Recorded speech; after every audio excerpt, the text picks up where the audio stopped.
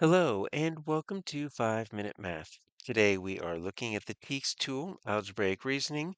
We are working with order of operations with a problem related to TEKS 5.4e, and we will solve it in 5 minutes or less.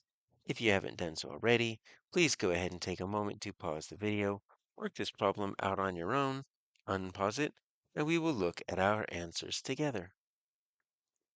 So we've got an expression here, and we need to figure out which operation we should be performing first. Now, when we're thinking of order of operations, I would say to myself, please excuse my dear Aunt Sally. That helps me remember order of the terms. So the first thing that we do when we are looking at a complex expression is we look for parentheses. Parentheses are always going to be first, and so we see parentheses right here. And that's what this question is asking, right? What happens first? And we can also have another layer outside brackets. So sometimes I've seen GEMDOS and the G stands for grouping rather than the P for parentheses. Either one is fine. We only have parentheses here. Next, we would look at exponents, which really we get into in the 6th grade here in Texas, but that's when you multiply a number by itself so many times. Our third step, you notice we are actually going to include the M and the D, the multiply and divide. They are equivalent, and that means that you could either multiply or divide, whichever one comes first, left to right. So you could divide before you multiply, right? So you see this division right here. We're going to do that before we do this multiplication, because even though in our PEMDAS the multiply comes before divide, you have to put it in some type of order to write it. Division and multiplication are inverse operations, they're equal, so we can divide before we multiply. Same thing with addition and subtraction. That comes at the fourth and final step, and they are equivalent or inverse operations.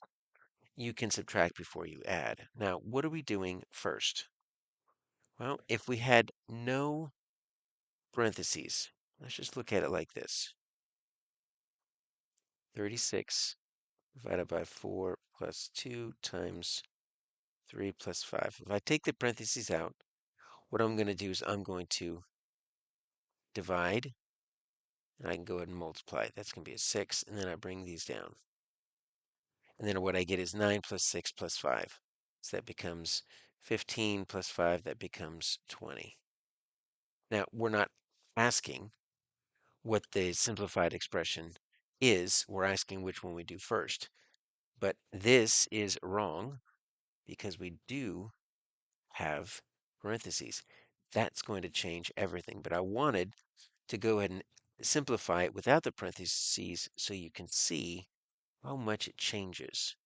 So let's do it the correct way. Let's do 36 divided by the quantity 4 plus 2 times 3 plus 5. So we do need to deal with this parentheses, which means we're going to take care of this first. Even though addition is one of the final things that we're going to do, since it's within parentheses, we need to do that first. So this becomes 36 divided by 6 times 3 plus 5.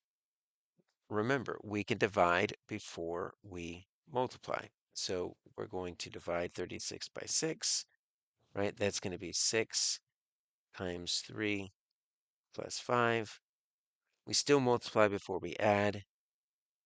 That's going to be 18 plus 5, and then that's going to simplify down to 23. Look how different these answers are. We went completely different paths simply because we did this addition first. And so that means we're going to follow order of operations. We're going to have to take care of the parentheses first. So which one should be performed first? 36 divided by 4 because it's the first operation. Well, it is the first operation, and it would be correct if we didn't have parentheses, but we do. 4 plus 2 because the operation parentheses should be performed first. Yes. Let's check this. 3 plus 5 because addition should be performed before multiplication. That is wrong on so many levels. And then finally 2 times 3 because addition should be performed before multiplication. Well, look, I mean, you're ignoring the parentheses, so that just doesn't work. So my answer is B.